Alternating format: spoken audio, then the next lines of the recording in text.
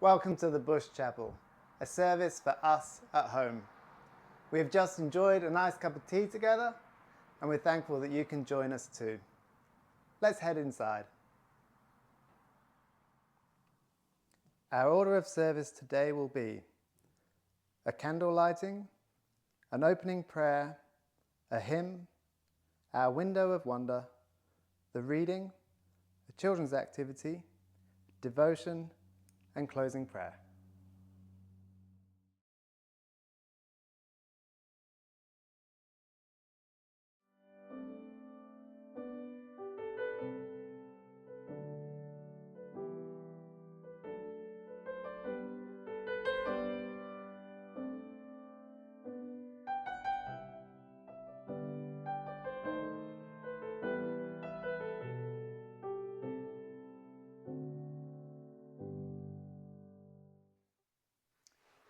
Let's open in prayer together. God who answers prayer, we are blessed and humbled that you hear us when we call to you in our time of deepest longing. Receive our gratitude for your listening ear. Amen. It's now time for our hymn, and Pete will be playing on the piano. Feel free to join.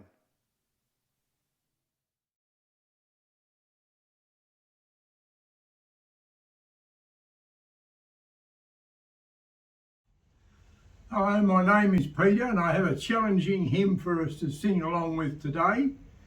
It's called There's a Garden Where Jesus is Waiting, the beautiful garden of prayer.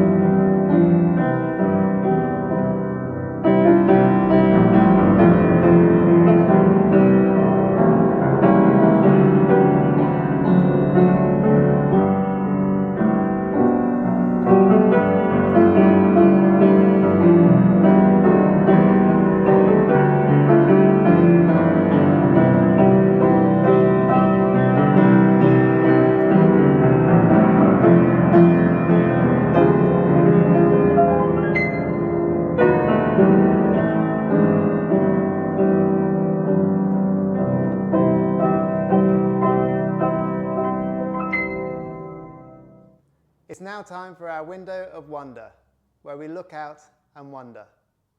Today, our painting is by Pablo Picasso, and it's called Motherhood.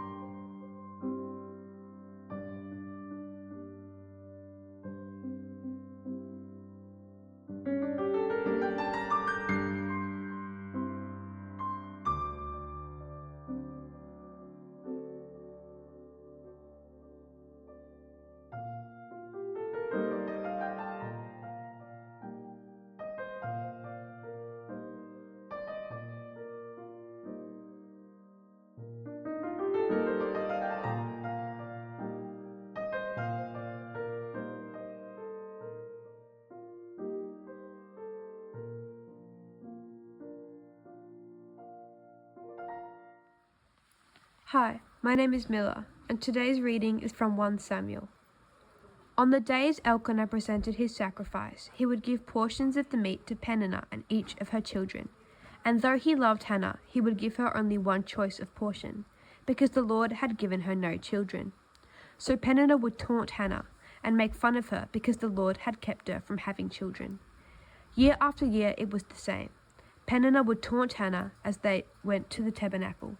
Each time, Hannah would be reduced to tears and would not even eat. "Why are you crying, Hannah?" Elkanah would ask. "Why aren't you eating? Why be so downhearted just because you have no children? You have me. Isn't that better than 10 sons?" Hannah prays for a son. Once, after a sacrificial meal at the Shiloh, Hannah got up and went to pray. Eli, the priest, was sitting at his customary place beside the entrance of the tabernacle. Hannah was in deep anguish, crying bitterly as she prayed to the Lord. And she made this vow: "O Lord of heaven's armies, if you will look upon my sorrow and answer my prayer and give me a son, then I will give him back to you. He will be yours for his entire lifetime, and as a sign that he has been dedicated to the Lord, his hair will never be cut." As she was praying to the Lord, Eli watched her. Seeing her lips moving but hearing no sound, he thought that she had been drinking. "Must you come here drunk?" he demanded. "Throw away your wine." "Oh, no, sir," she replied. "I haven't been drinking wine or anything stronger, but I am very discouraged, and I was pouring out my heart to the Lord. Don't think I am a wicked woman, for I have been praying out of great anguish and sorrow." "In that case," Eli said, "go in peace. May the God of Israel grant the request you have asked of him." "Oh, thank you, sir," she exclaimed. When she went back and began to eat again, and she was no longer sad. Samuel's birth and dedication. The entire family got up early the next morning and went to worship the Lord once more. Then they returned home to Ramah. When Elkanah slept with Hannah, the Lord remembered her plea, and due time she gave birth to a son. She named him Samuel, for she said, "I asked the Lord for him."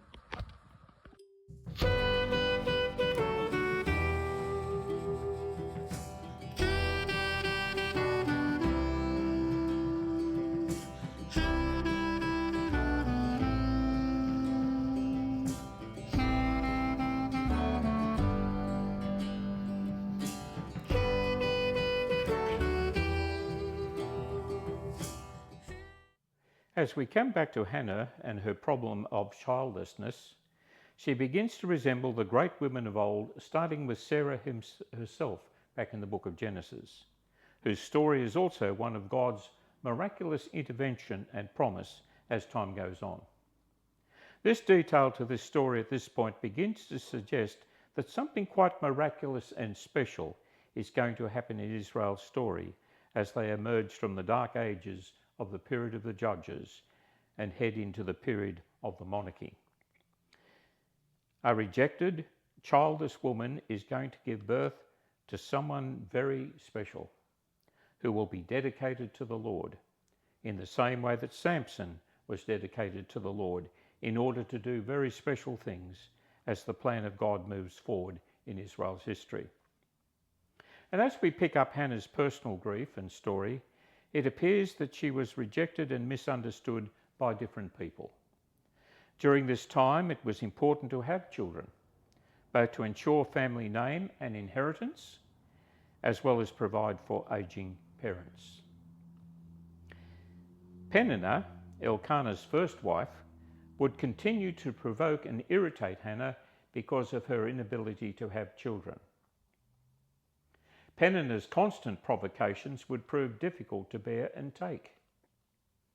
Elkanah, her husband, did not really help either by saying, "Don't I mean more to you than 10 sons?" when he could have more sensitively said, "Don't you mean more to me than 10 sons?" And that way of putting things would have brought more comfort to Hannah. Then finally, there was the reaction of the presiding priest Eli to Hannah's heartfelt and earnest prayer, when he expressed the view that her wordless praying was none other than the state of drunkenness. Then when Hannah explained her praying more fully to Eli, to his credit, he then answered Hannah, "Go in peace, and may the God of Israel grant you what you have asked of him."